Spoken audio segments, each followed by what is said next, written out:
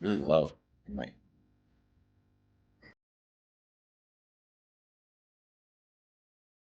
Blue review.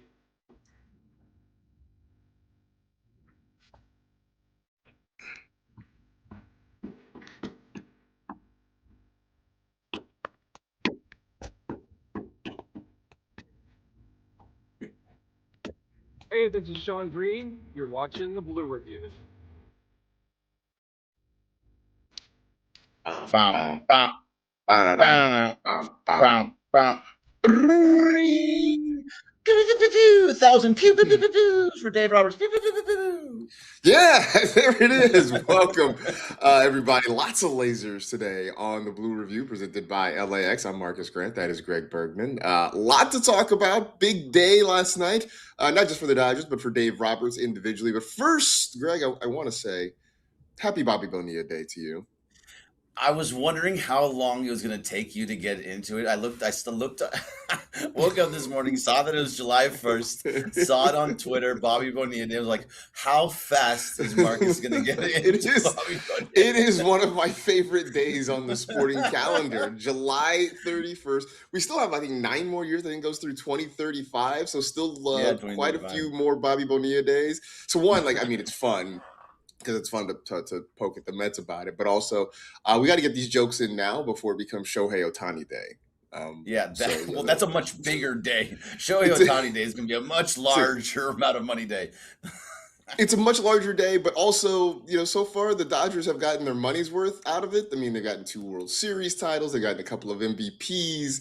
I don't know that the Cy Young is happening this year, but it was fun to be in the conversation. So the fact is, when Shohei Ohtani Day inevitably comes around, at least the Dodgers can point to several achievements and accomplishments that they've gotten behind it.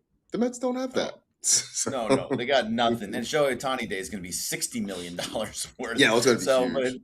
It's gonna be huge. But either way, you're totally right. And I honestly, that was the very first thing I thought about this morning, and it's just amazing. Now, 2035. Do you think you and I will still be doing the Blue Review at 6:30 in the morning in 2035? I love you. I love all our viewers and everything, but I hope not. I hope not too. I really hope not. Yeah. Oh, man. We'll get into last night's game. We'll get into Dave Roberts as well. But first, I want to let you know, as always, I think Blue Review is powered by LAX. What does it take to build a champion?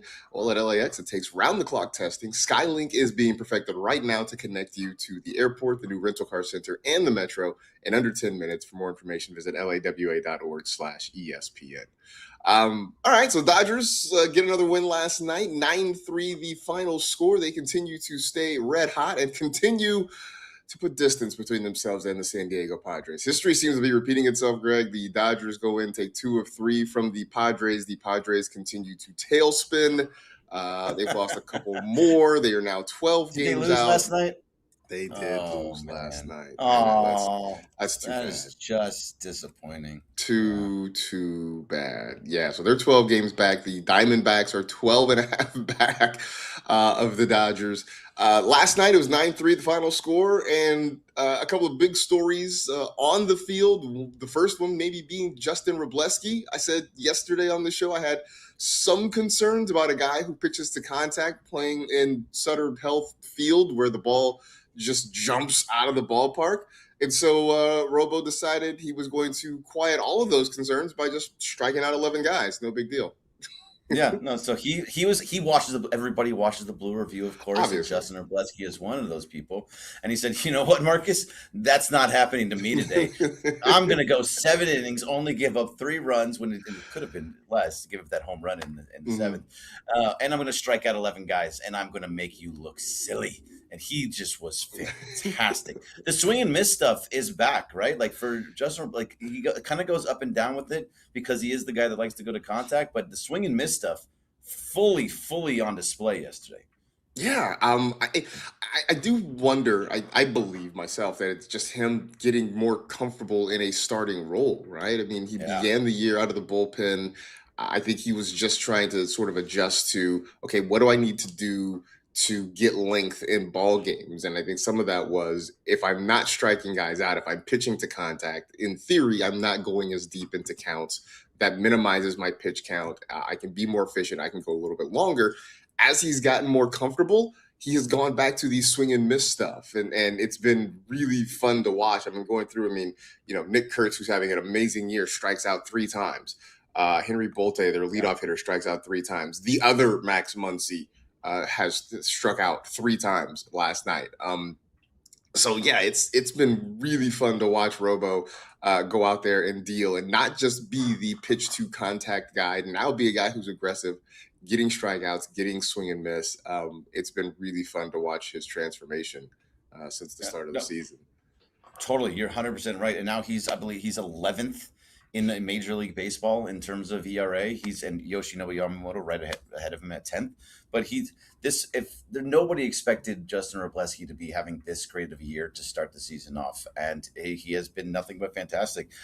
He's to the point where, I know that it's early; it's not even the All-Star break yet, but at this point, he's going to be a trustworthy arm when it comes to the postseason, as long as this holds, which it kind of looks like it can, because he already has gone through the pitching to contact. He's already gone through the swing of it. He knows the different type of pitches, and he's trying to throw in a third pitch. He could be a very, very valuable piece come October. So I'm really, really happy with everything that Justin Wrobleski is. It's a nice, pleasant surprise. It's an incredibly pleasant surprise. I don't think anybody in their wildest dreams imagined it. Look, at the start of the year, the rotation seemed to be, you had Yamamoto, Shohei, you were waiting for Blake Snell. You still had Tyler Glasnow. You were kind of filling in. You had Roki, who was still trying to figure himself out at that point. Wrobleski was now nobody's radar, especially as a starter at the start of the season. So yeah, it's been great to watch his progression, and I do hope this continues, obviously, and he will become a very, very valuable weapon for this team when you get to October, if he continues to pitch the way that he has so far. Offensively, is anybody on the planet hotter than Tommy Edman right now? Tommy Tanks, baby. Look at Tommy Tanks. 4 hits, a 3-run home run, pushing that lead up and just basically putting it out of reach, because the Athletics are the Athletics. Mm-hmm. But 4 hits, dude just comes up. It doesn't matter which side of the plate he's hitting from right now. He's just getting on base. He's just getting hits, and he's showing power too.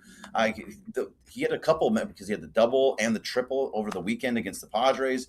He just is looking very comfortable at the plate, both sides, like I was saying. And we talk about lengthening the lineup, just having a guy like that can be, and you can place him anywhere. It doesn't matter. It's from 2 through 9. It doesn't matter where you put him. He's just going to get on base and move guys around. And I know he started off hot last year, and then he got hurt. And now he started off this year hurt, and he's getting hot. I wonder where he's going to end up. But how he is seeing the ball right now, another guy that just this team is just that much deeper. It's crazy. Yeah, it is. Again, he's hitting great. The Dodgers have had a really good this road trip, they've been amazing. I think I saw that they're averaging 7+ runs or something like that on this road trip that they've been on. They have almost 100 hits on the road on this road trip. You know that? Yeah, it's almost 100 hits. It is amazing. So I see in the chat, JF saying, in that minor league field, though, I this is where I come back to. I get it. The ball jumps out of there. I'm going to read you the dimensions of Sutter Health Park. 330 to the left field line, 325 down the right field line, 380 to the power alleys, 403 to center field. Dimension-wise, it is very similar to Dodger Stadium. Being a minor league park does not mean they bring the fences in. This is not like playing on a little league field. It just happens to be the ball carries well there. So it's if you want to say it's a hitter's ballpark, fine. I don't think we denigrate it because a minor league team plays there. There are minor league parks that play a lot bigger than that one. This one just, it's hot. I don't know if it's the wind that's blowing or whatever it is. But nonetheless, I don't see the A's hitting all these home runs over the last couple of days either. That's the part. No, they struck out 11 times. That's what I saw. Right. So yeah, I get Actually, it. More. It's sort of akin to. They struck out I guess my argument is like, we talk about Coors Field, but nobody like says it's a minor league park. It's a major league park, just, elevated, and one that Greg wants to fire into the sun. So I think I want to fire both of them into the sun, to be honest with you. The fact that the A's Athletics have to play there for 3 years is ridiculous because it does jump out, like you said, but it's not going to get better in Vegas. There's going to be more home runs in Vegas. Because so take that, JF. What do you think of that, buddy? By the way, I mean, Marcas just schooled you. It's a different conversation for a different time and probably a different show, but I have a sneaking suspicion that the A's, they're the A's to me. May be in Sacramento longer than John Fisher thinks they will. But again, that's it. Different conversation, different show. Things don't seem to be going well in Las Vegas. That's all I'm saying. No, it does not. And also, the Athletics are just a disaster when it comes to figuring these things out. Logistics are not their strong suit, is what I would put it as. So yeah, sorry. That is the team of my youth. So I still have I still get a little bit wistful when I talk about them. Anyway, you have a much better team now. Yeah, I do. I'm not sad. Mookie Betts continues to stay hot.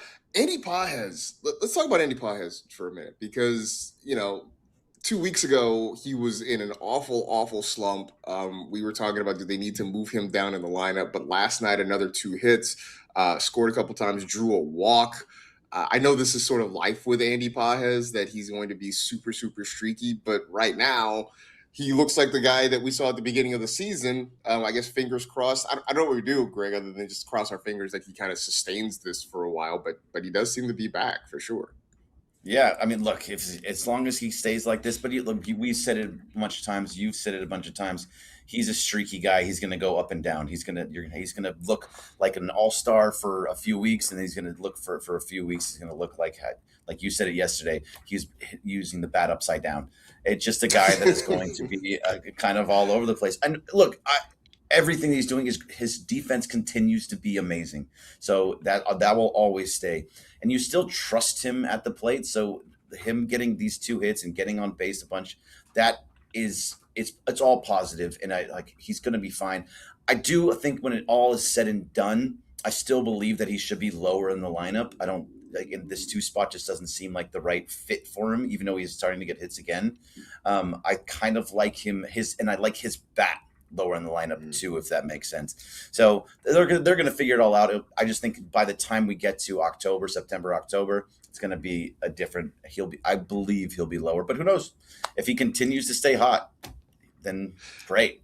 Yeah, I mean, I think part of the reason he ended up there was sort of out of necessity, right? Like you had tried so many things. First of all, I mean, they started the year with Kyle Tucker. That didn't go well. They put Freddie Freeman there and he couldn't hit, surprisingly. I mean, Betts has struggled there. They put Will Smith there. Now Will is hurt for who knows how much longer. I don't know. I just think at some point Dave Roberts was kind of running out of options and they said, hey, Andy, you're hitting well. How about you go to that 2 spot?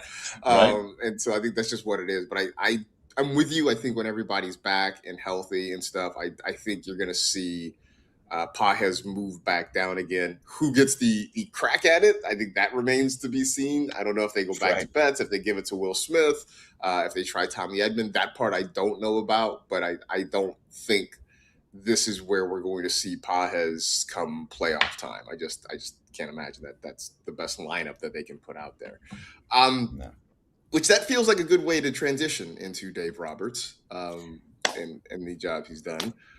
Yes. Congratulations to Dave Roberts. 1,000 managerial wins. The fastest manager in baseball history to 1,000 wins. The best winning percentage among managers. 1,000 wins. I believe 606 losses total. Yep. In that time, he has won 3 World Series. 6 National League pennants, lost track of how many divisions, I think 9 or 10 division titles at this point. So it's 2016.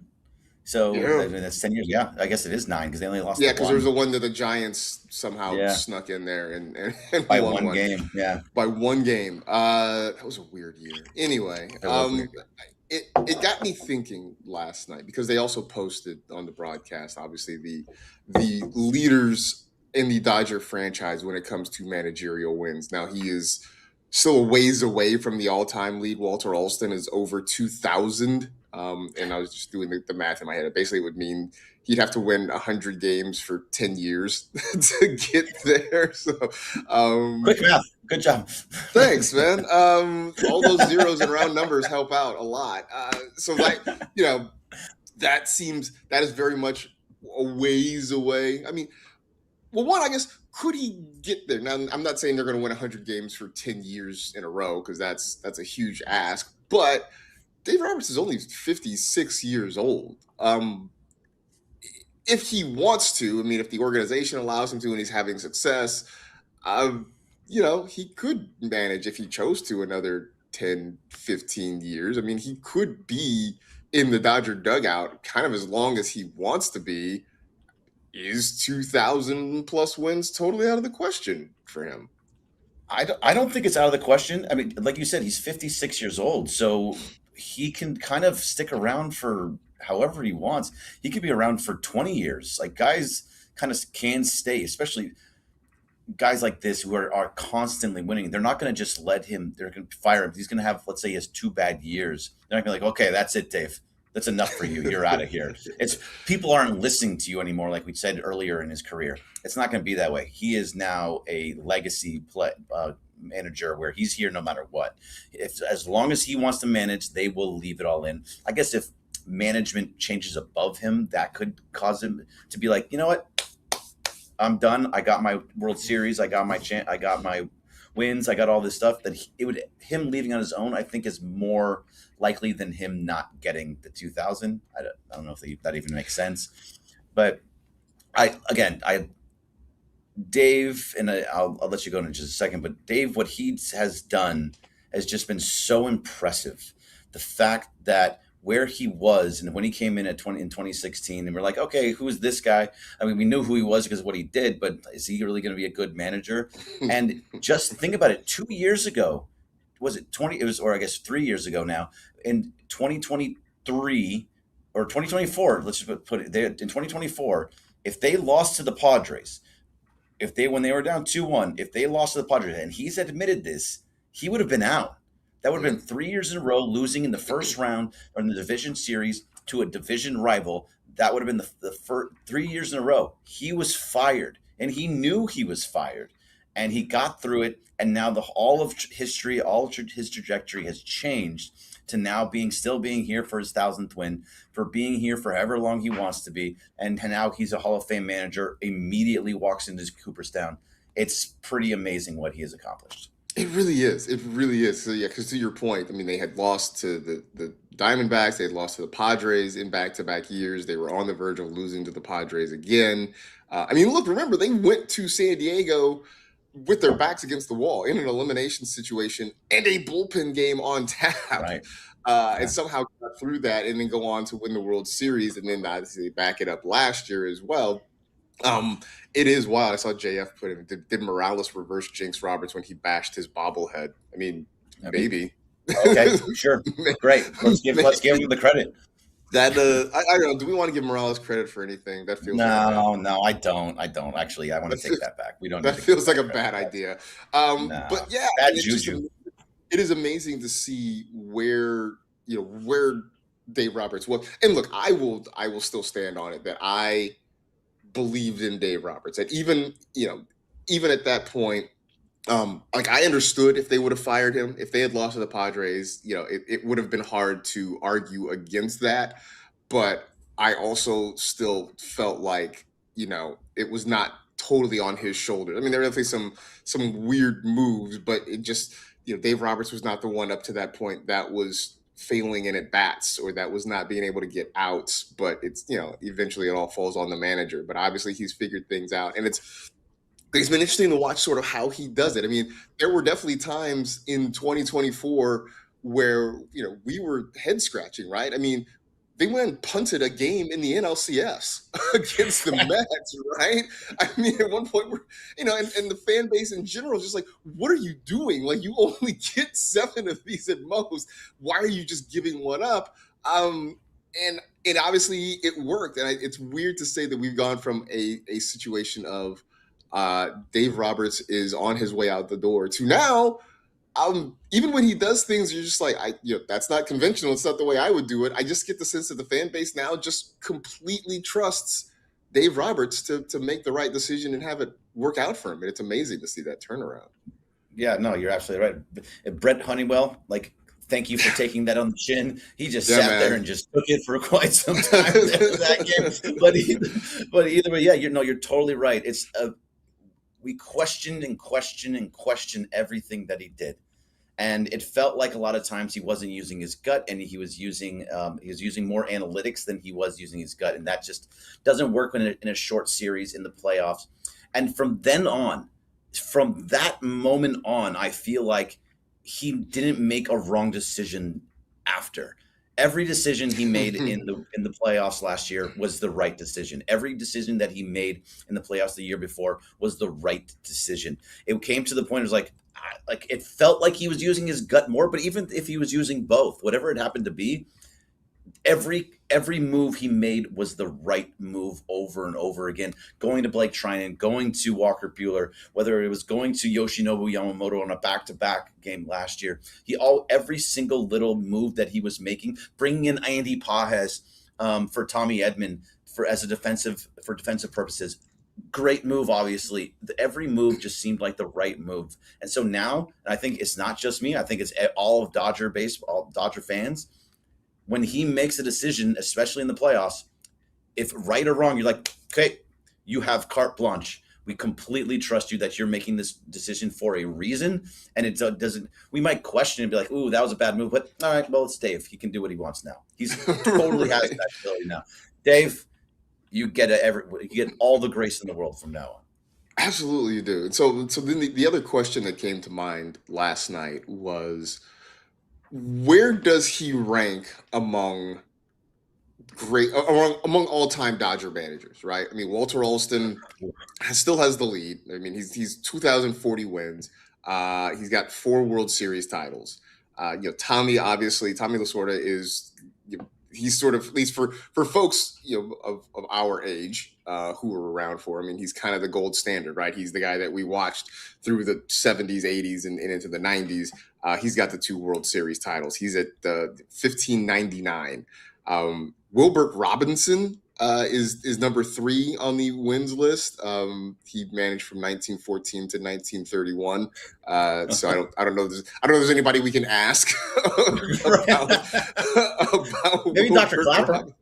Maybe. I don't know if there's anybody we can really ask about Wilbert Robinson. But Dave Roberts at 1,000 wins, 3 World Series titles, with a very real shot to make it 4, maybe as soon as this year. I don't want to, I feel like saying he's the greatest among them is recency bias, but would you put him, say, above Lasorda, who's kind of been the guy that was the face of this franchise forever, Yeah, I mean, it's really tough because it's different eras, different types of games, different managing styles.